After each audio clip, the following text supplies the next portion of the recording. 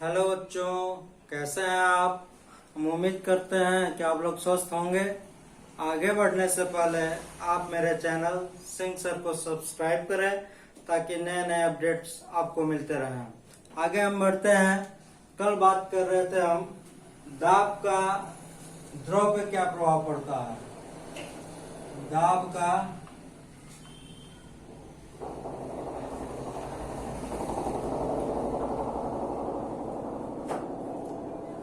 द्रव पे प्रभाव, द्रव पर प्रभाव।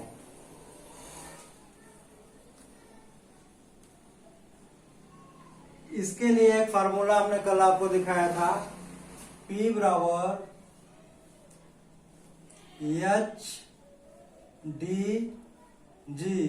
कहने का मतलब है जो प्रेशर होता है इसी एच पे डिपेंड करता है। जितनी गहराई पानी में हम जाएंगे उतना ज्यादा से ज्यादा प्रेशर पड़ेगा।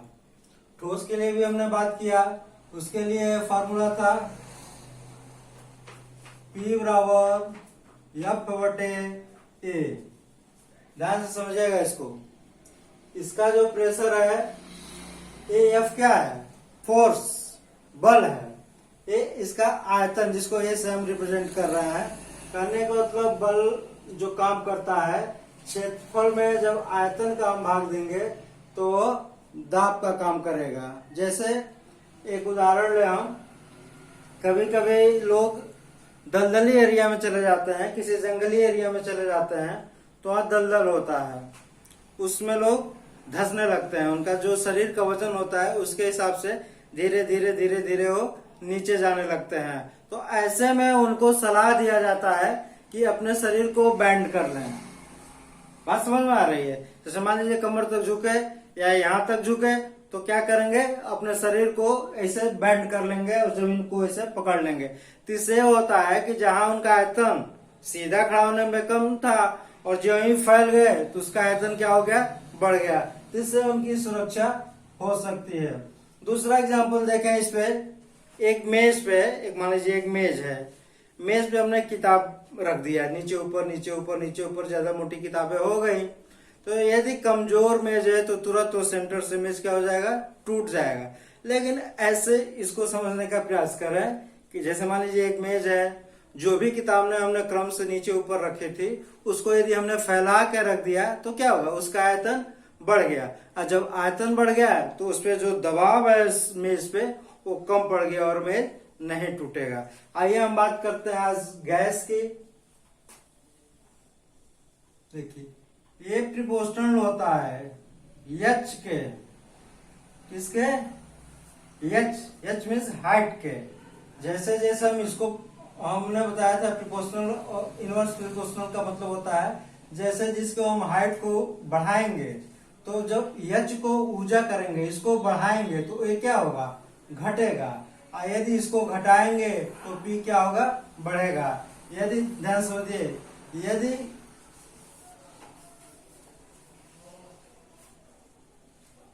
ऊंचाई को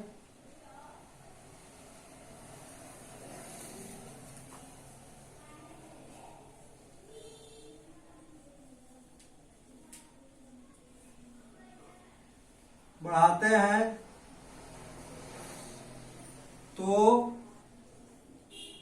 दाब क्या होगा, कम होगा। दाब क्या होगा, कम होगा। ठीक, फिर इसी का इन्वर्स कर रहे हैं। यदि हम ऊंचाई को कम करते हैं, यहाँ तो हो गया बढ़ाते हैं, लेकिन जब हम ऊंचाई को क्या करते हैं, कम करते हैं, तो हमारा प्रेशर क्या हो जाता है, बढ़ जाता है। बात समझ में आ गई। इसका एग्जांपल हमने दिया था, जैसे हम पहाड़ों पे चले जाएं तो वहाँ वायुमंडलीय जो दाब कम होता है, क्या होता है, कम होता है। क्योंकि पहाड़ नीचे सी लेवल से हम लोग 1000 या 2000 फीट की ऊंचाई पे चले गए तो उसका वायुमंडलीय दाब क्या होता है, कम पड़ता है। यानी हम ऊंचे गए तो दबाव क्या हुआ, कम हुआ। क्लियर। तो ऊंचे गए तो दबाव क्या हुआ, कम हुआ। यदि नीचे आए तो दबाव क्या हुआ, यदि धरती पर चला गया तो हमारे ऊपर वायुमंडलीय प्रेशर अधिक पड़ गया। अब देखिए गैस में दबाव का और क्या प्रभाव पड़ता है, इसको समझने का प्रयास करेंगे।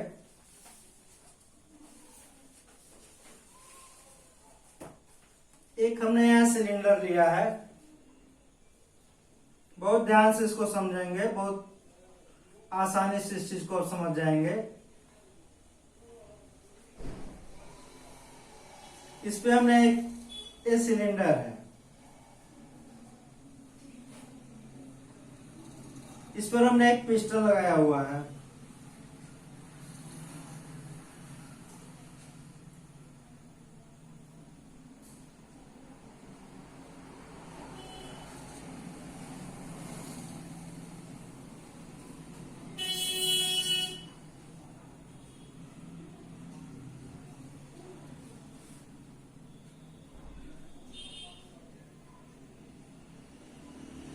ध्यान समझिएगा, यदि इस चीज को समझ रहे हैं तो बहुत आसानी से समझ जाएंगे कि द्रव को, जब गैस को कंप्रेस किया जाता है तो क्या होता है। गैस आप जानते हैं कि उनकी न तो कोई दिशा होती है, वो फ्री होते हैं। ऐसा नहीं है जहां मर्जी करे इधर उधर जिग जैग मौसम में अपना गति करते रहते हैं, ठीक है। इनका आकार और आयतन दोनों निश्चित नहीं होता, ये चीज तो हम पहले बता चुके हैं। और गैस के जो मॉलिक्यूल होते हैं क्या होते हैं, दूर दूर होते हैं। क्या होते हैं, दूर दूर होते हैं। अब देखिए ये पिस्टन है, ये वाला भाग क्या है, पिस्टन है, और ये क्या है, सिलेंडर है। सिलेंडर में पिस्टन हमने ऐसे सेट किया है बल्कि ये लीकेज प्रूफ है। कैसा है, लीकेज प्रूफ है। इसमें कहीं से भी कोई नाम मात्र का लीक नहीं होगा, तभी इसको कंप्रेस कर पाएगा, दबा पाएगा। देखिए हमने यहाँ तक दबाया हुआ है, ठीक है। ऐसे समझे, इंजेक्शन आप लगवाने जाते हैं तो इंजेक्शन में एक पिस्टन लगा होता है और इसका एक सिलेंडर होता है। सिलेंडर में जब पिस्टन को हम दाबते हैं तो उसमें एक रबर लगा होता है, वो बिल्कुल टाइट करता है, एयर को इधर से उधर पास करने नहीं देगा। जैसा हम उसमें लिक्विड भरा रहता है, दवा भरी रहती है, तो हम इधर से जब कंप्रेस करते हैं, जब उसको दबाते हैं तो दवा क्या होती है, धीरे धीरे आगे की तरफ बढ़ती रहती है। ठीक उसी तरह से अपने दिमाग में इसको सोचिए, एक पिस्टन है, एक सिलेंडर है, इसमें गैस भरा हुआ है, इसको हम कंप्रेस कर रहे हैं। कंप्रेस करने का मतलब इसको हम दबा रहे हैं, ठीक। कोई दिक्कत, दबाने पे क्या हुआ, क्या रिजल्ट आया, इसको सीखें। जब ये मॉलिक्यूल्स को हम दबा रहे हैं पिस्टन की मदद से, तो ये मॉलिक्यूल्स क्या हो रहे हैं, जो दूर दूर तक थे, धीरे धीरे धीरे धीरे दबाने से ऊपर, मान लीजिए इस प्रेशर को दबाया तो और नीचे आ गया, इस मॉलिक्यूल को दबाया नीचे आ गया, इस मॉलिक्यूल को नीचे आ गया, अब ये मॉलिक्यूल और नीचे आया, ये मॉलिक्यूल और नीचे आया, ये मॉलिक्यूल। कहने का मतलब जब इस गैस को कंप्रेस्ड किए तो इसके जो अणु हैं, जो मॉलिक्यूल्स हैं, वो धीरे धीरे क्या होते हैं, पास आने लगते हैं। तो पहला प्रयोग में हमने देखा, दूसरे प्रयोग में हमने देखा इसके मॉलिक्यूल्स और पास आ गए, ठीक। अब ध्यान समझिएगा हम क्या करने जा रहे हैं। धीरे धीरे इतना हमने कंप्रेस किया कि इसके मॉलिक्यूल्स और पास आ गए,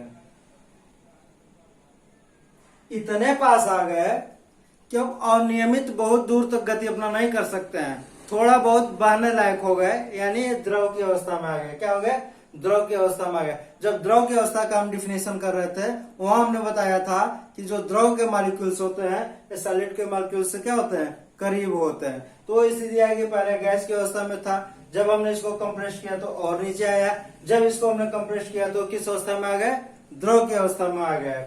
और जब हम कंप्रेस करेंगे तो ये मॉलिक्यूल से वो आपस में सट जाएंगे, ये केवल हल्का सा कंपन करेंगे, ज्यादा इधर उधर गति नहीं कर पाएंगे, ये हल्का सा कंपन करेंगे और किस स्टेज में आ जाएंगे, सॉलिड के स्टेज में। किस में आ जाएंगे, सॉलिड के स्टेज में। बात समझ गए। कंप्रेसर दबाव का क्या प्रभाव पड़ता है गैसों पे, इसको हम देखा। ये लिक्विड के स्टेज में आ गए द्रव। अब देखिए इसका दैनिक जीवन में हम कहा यूज देखते हैं, इसको जाने, बहुत ही अच्छा चीज है। आपके घर में होगा एलपीजी। क्या है, LPG, liquid petroleum gas. Clear, liquid petroleum gas सभी ने देखा होगा, सबके घरों में एलपीजी होता है, चूल्हे पे गैस पे खाना बनता है। तो एल का मतलब होता है लिक्विड, पी का मतलब होता है पेट्रोलियम और जी का मतलब होता है गैस। क्लियर हो गया। अब देखिए, गैस को उच्च दाब पर, उच्च दाब का मतलब दबाव को बढ़ा के और टेम्परेचर को कम करके, जब दाब बढ़ा के और टेम्परेचर को कम करके, अब कहेंगे क्यों टेम्परेचर को हम कम करने जाए, तो टेम्परेचर कम करने का एक रीजन है। जो हम उच्च दाब, जब दाब हम बढ़ाएंगे तो क्या होगा, इसमें गर्मी पैदा होगा। जो ही हम दाब बढ़ाएंगे तो इसमें गर्मी बनना पैदा हो जाएगा, एक गर्म हो जाएगा। तो उसके लिए हम ऐसे कमरे की जरूरत पड़ती है जहाँ टेम्परेचर बहुत लो हो, ताकि गर्म ना होने पाए कंप्रेस करने पर। तो एलपीजी को क्या करते हैं, एक सिलेंडर में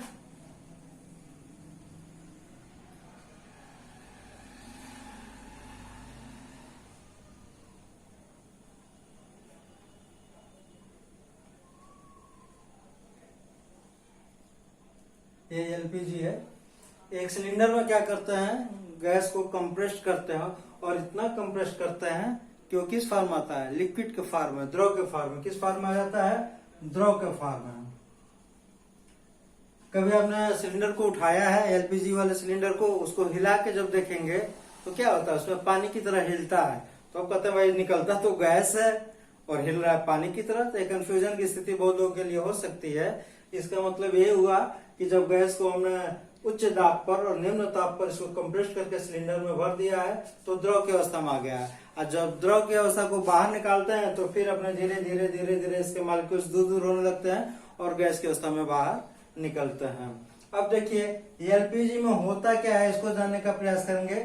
इसके अंदर मिलाया जाता है प्रोपेन। किसको कंप्रेस किया गया है, प्रोपेन को, ठीक। ब्यूटेन,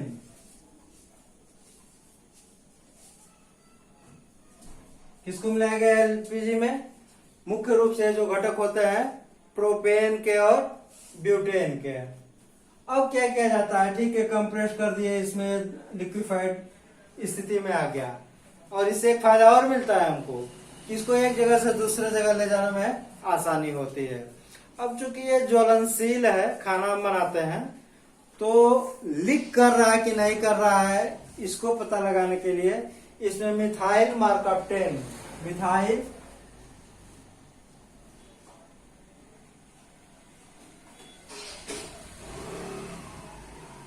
मार्कप्टेन,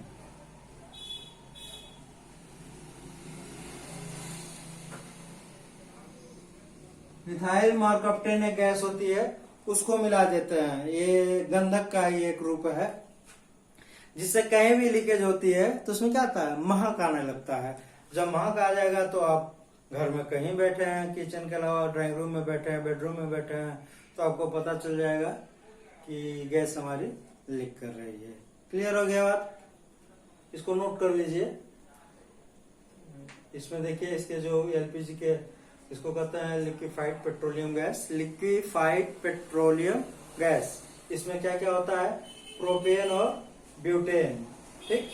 और इसमें क्या मिलाया जाता है महक के लिए, मिथाइल मार्कप्टेन।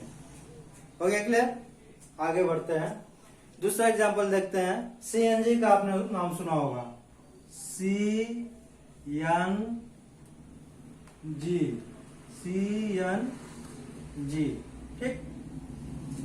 सीएनजी कहाँ यूज होता है, देखा आपने कभी, देखे होंगे लेकिन ध्यान नहीं दिए होंगे।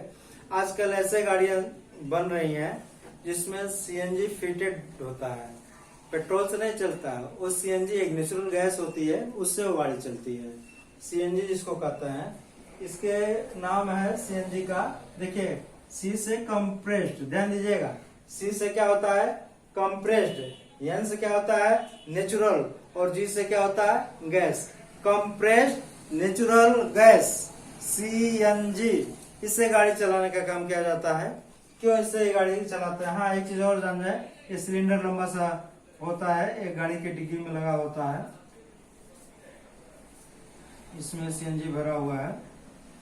एक्चुअल में सीएनजी, जैसे यहाँ हमने देखा प्रोपेन और ब्यूटेन कंप्रेस किया गया है, लेकिन सीएनजी में होता है मेथेन। क्या होता है, मेथेन। इसको नोट कर लीजिएगा। इसमें क्या होता है, मेथेन होता है।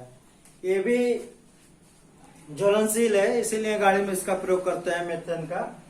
और एक जगह से दूसरे जगह इसको भी ले जाने में आसानी रहता है, इसलिए इसको कंप्रेस करके इसमें सीएनजी का यूज करते हैं। और सबसे बड़ी बात है जो सीएनजी का यूज करने का, वो इसमें प्रदूषण बहुत ही कम होता है। डीजल में, पेट्रोल में और जो भी ज्वलनशील पदार्थ है उससे गाड़ी चला जाए तो क्या होता है, प्रदूषण बहुत तेजी से फैलता है। लेकिन अब सीएनजी से आ जाने से प्रदूषण क्या हो गया, बहुत ही कम हो गया। अब तमाम, अभी जाइए दिल्ली में देखिए क्या स्थिति है, लोग सांस लेने के लिए ऑक्सीजन के चेम्बर में जा रहे हैं, ऑक्सीजन लेके चलना पड़ेगा, मतलब बाहर घर से निकलना मुश्किल हो गया है। अभी देखें आप, लॉकडाउन हुआ तो सारी गाड़ियां बंद थी, तो सारा पर्यावरण कितना शुद्ध हो गया था, पूरा ऑक्सीजन मिल रहा था लोगों को। वही जहाँ ज्यादा फैक्ट्रियां हैं, ज्यादा गाड़ियां हैं, वहां तो दिक्कत होगा ही होगा। इसलिए गवर्नमेंट लेकर आई है सीएनजी का सिस्टम, जिससे प्रदूषण कम हो। इसके बाद आपने देख ही रहा है, और प्रदूषण कम करने के लिए बैटरी चालित गाड़ियां आ रही हैं। धीरे धीरे हमको लगता है 10 साल के अंदर आपको डीजल, पेट्रोल और मेथेन से चलने वाली गाड़ियां दिखेंगे ही नहीं, पूरा का पूरा बैटरी चालित गाड़ियां हो जाएंगी। कुछ कंपनियों ने तो डीजल गाड़ी बनाना बंद ही कर दिया है, अभी से बंद कर दिया है। इतना बात समझ गए होंगे। अब आइए, एक चीज होती है ठोस कार्बन डाइऑक्साइड। ठोस कार्बन डाइऑक्साइड,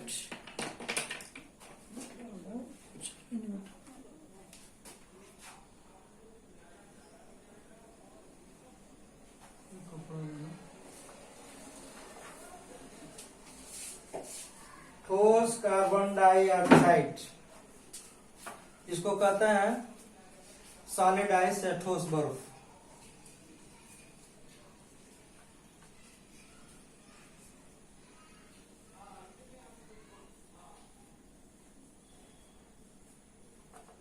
ठोस बर्फ, ठोस बर्फ, इसको CO2, इसको मिटा लेते हैं।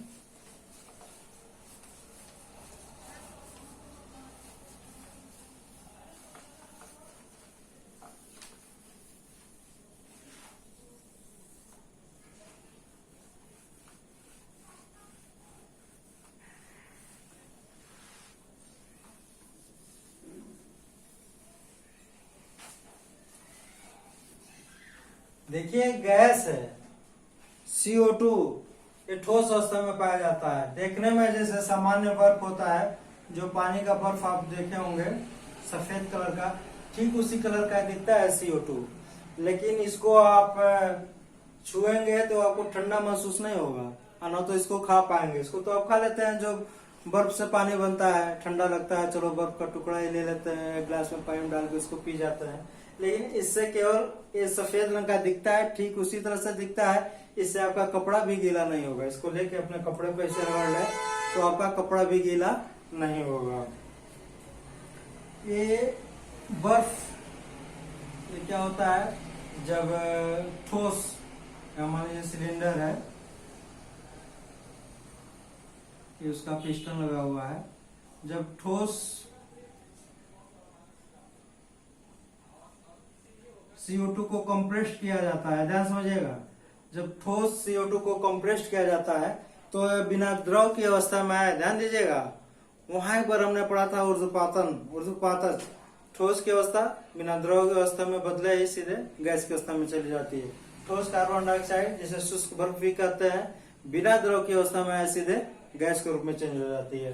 इसका उपयोग कहाँ होता है, इसको देखें, सफेद रंग का तो दिखता है, लेकिन इसका उपयोग होता है, ये भी ठंडा करने के लिए यूज किया जाता है। जो बर्फ ठंडी देता है, जैसे मान लीजिए बहुत बड़ा टुकड़ा, इतना बड़ा टुकड़ा बर्फ का है, और इतना ही यदि ठोस कार्बन डाइऑक्साइड ले लिया जाए तो पूरे इतने बड़े बर्फ के बराबर जो ठंडी होगी उतना यह प्रदान करेगा। मतलब 1/4 जो ठोस CO2 है, शुष्क बर्फ है, वो ज्यादा ठंडा करेगा किस पे, बड़े बर्फ के टुकड़े के अपेक्षा।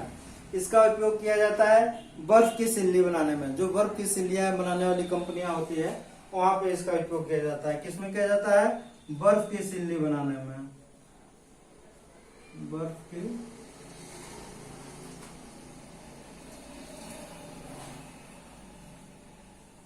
सिल्ली बनाने में।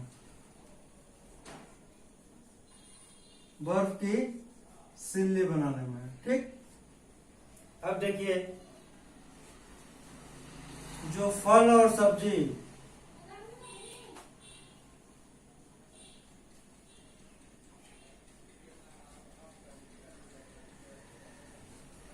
बड़े कंटेनर में भरे रहते हैं, बहुत बड़े बड़े कंटेनर होते हैं, एक जगह से दूसरे जगह ले जाने के लिए उस कंटेनर में उसको भर देते हैं, उसको ठंडा रखने के लिए इसे पैक करते हैं, वो ठंडा करने के लिए।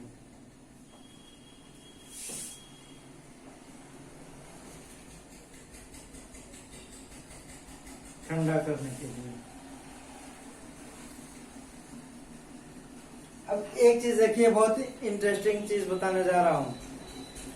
बारिश होती है, खूब आप लोग उसमें नहाते हैं, और बारिश की अनियमितता होती है, तो आप जानते ही होंगे, जैसे पहले से कहा जाता था कि जो हमारे खेती हैं, जो किसान होते हैं, वो जो भी खेत उनके पास है वो किस पे आधारित होता है? मानसून पे आधारित होता है। कहने का मतलब अच्छी वर्षा हुई तो फसल अच्छी होगी, खराब वर्षा हुई तो फसल खराब होगी। कभी कभी राजस्थान जैसे इलाकों में जहाँ कई कई साल बारिशें नहीं होती है, पिछले बार तो बहुत बारिश आया था राजस्थान में, कई एरिया है वो लगभग जलमग्न हो गए थे। कभी कभी ऐसा होता है, जहाँ बारिश की संभावना कम होती है, जहाँ बारिश नहीं होता है, वहां पे इसका यूज किया जाता है। अब ध्यान समझिएगा, इसका विशेष यूज एक है, उसको समझिए। ठोस कार्बन डाइऑक्साइड, जिसे शुष्क बर्फ कहते हैं, ठोस कार्बन डाइऑक्साइड, ध्यान से सुनिएगा इसको। ठोस कार्बन ऑक्साइड, ठोस कार्बन ऑक्साइड CO2 प्लस इसमें मिला दिया जाता है सिल्वर आयोडाइड। क्या मिलाया जाता है? Silver iodide.